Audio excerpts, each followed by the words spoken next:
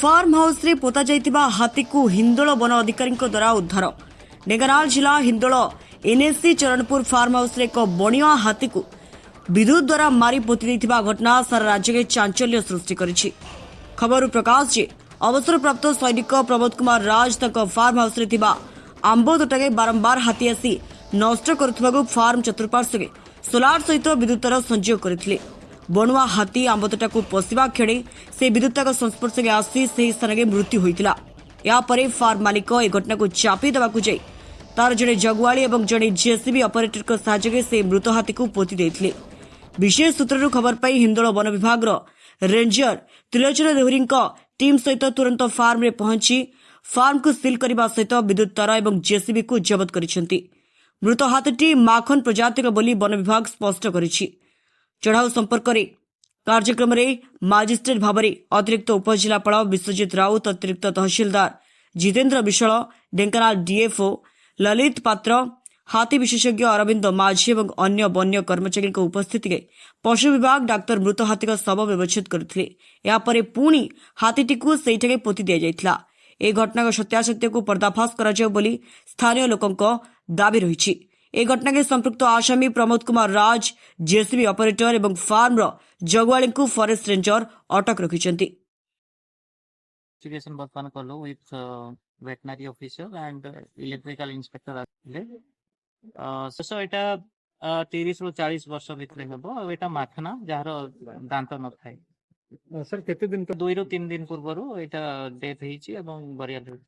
Sir ଏଠି total ଆମେ 3 ଜଣଙ୍କୁ ଏଇ ବିଷୟରେ ଡିଟେନ୍ କରିଛୁ। ଜଣେ ଫାର୍ମ ଓନର ଅଛନ୍ତି, ତା ସହିତ ଆଉ ଜଣେ जेसीबी ऑपरेटर and ଆଉ ଜଣେ ତାଙ୍କ ୱାଚର ଅଛନ୍ତି। ଆମେ मैक्सिमम टू मैक्सिमम केमिति प्रॉपर इन्वेस्टिगेशन करिकी जोटा हमर पनिशमेंट अछि under wild life protection act रे हम सेटा सर हम ढेंकानाल रे प्राय 300 ରୁ 350 हाथी सबले रहउछंती एवं हिंदोल एरिया रे हमर 160 ରୁ 180 पाखा। असुरक्षित करबा तो कहबाटा एक्जेक्टली ठीक हेबोनी, जेहेतु हमर एठी बहुत संख्या रे छोट जगह रे हाथी अछंती।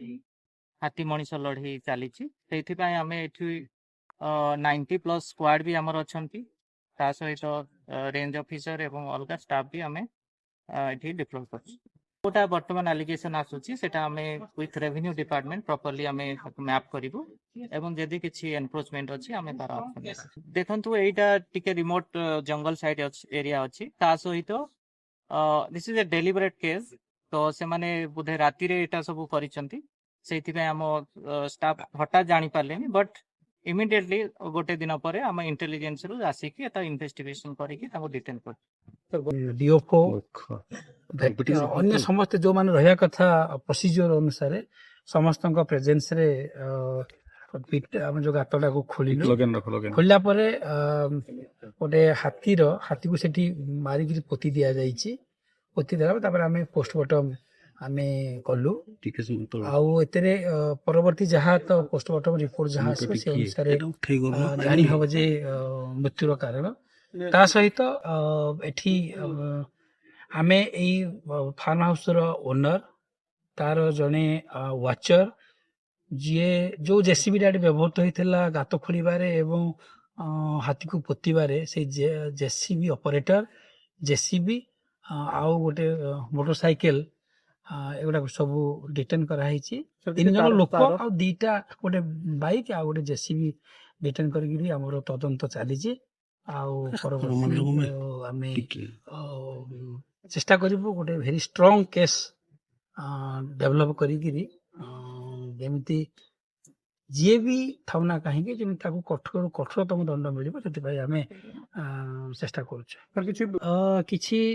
तो तार भी किसी रही से सोलार फेंसिंग माध्यम थिला सेटा से जहाँ ये पोस्टमार्टम रिपोर्ट आसला पर ही प्रकृत कारण जଣା। देखु बर्तमान जो गोटे दुखद विषय आम हिंदोल अंचल घटी चांदराशुणी पाख गोटे आंब बगीचा पाखे गतकाली डिटेक्ट है गोटे हाथीर डेड बॉडी पता होती। आज ताको ओपन करागला।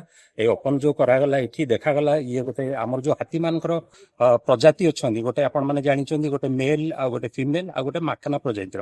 माखना हूँ भारी रेयर प्रजातिर। माखना हूँ एक दंत विहीन पुरुष हाथी ଆଉ ଏଇ ଯୋଉ ହାତୀଟି ମରିଛି ଇଏ ମାଖାନା ପ୍ରଜାତିର ଏବଂ ତାର ଅନୁମାନିକ ବୟସ ହଉଛି 35 ରୁ 40 ବର୍ଷ ହବ। ଆଉ ପୃଥିବୀ ପୃଷ୍ଠରେ ଏମାନେ ବହୁତ ରେୟାର ଏବଂ ଦେଖିବାକୁ ବହୁତ ସୁନ୍ଦର। ତ ଆପଣମାନେ ଦେଖନ୍ତୁ ଆଜି ଯୋଉଭଳି ଘଟଣା ଏଠି ଘଟିଛି ତ ଇଏ ବଡ ଦୁଃଖଦ କଥା। କାହିଁକି ଆପଣମାନେ ଦେଖନ୍ତୁ ବିଗତ ଦିନରେ ବି ହେଇଛି, କିନ୍ତୁ ଗୋଟେ ଆମ୍ବ ବଗିଚାରେ କରେଣ୍ଟ ଦିଆହେଇଛି ଏବଂ ଦୁଃଖ ବେଶୀ ଲାଗୁଛି ଯେ ତାକୁ ମାରିଲା ପରେ ସେ ମରିଲା ପରେ ତାକୁ ଘୋଡେଇ ଦବାଟା ହଉଛି ବଡ ଭୁଲ କଥା ଏବଂ ଏଇଭଳି ଘଟଣା ଆମେ ପୂର୍ବରୁ ଦେଖିନାଉ। ତ ଆଜି ଯୋଉଭଳି ଭାବରେ ହାତୀର ଡିଟେକ୍ସନ ହେଲା ଇଏ ମାଖାନା ପ୍ରଜାତିର ହାତୀଟି ଜଣା ପଡୁଛି। ତ ଆପଣ ତ ବନ ବିଭାଗର ସୂଚନା ପାଇଥିବେ। ତ ଆମ ଯୋଉ ସୂଚନା ଆସିଛି ଏଥିରେ ଜମି ଓନର ଯିଏ ଅଛନ୍ତି ଏବଂ ଜେସିବି କୁ ସିଜ୍ କରାଯାଇଛି, ଜେସିବି ଡ୍ରାଇଭରକୁ ସିଜ୍ କରାଯାଇଛି ଏବଂ ଜଣେ ଯିଏ ଏଠି ଗାର୍ଡ କରୁଥିଲା ତାକୁ ସିଜ୍ କରାଯାଇଛି। ଧନ୍ୟବାଦ। ଢେଙ୍କାନାଳ ହିନ୍ଦୋଳରୁ ସନାତନ ନାଥଙ୍କ ରିପୋର୍ଟ, ସ୍ୱତନ୍ତ୍ର ଓଡ଼ିଶା ଲାଇଭ୍।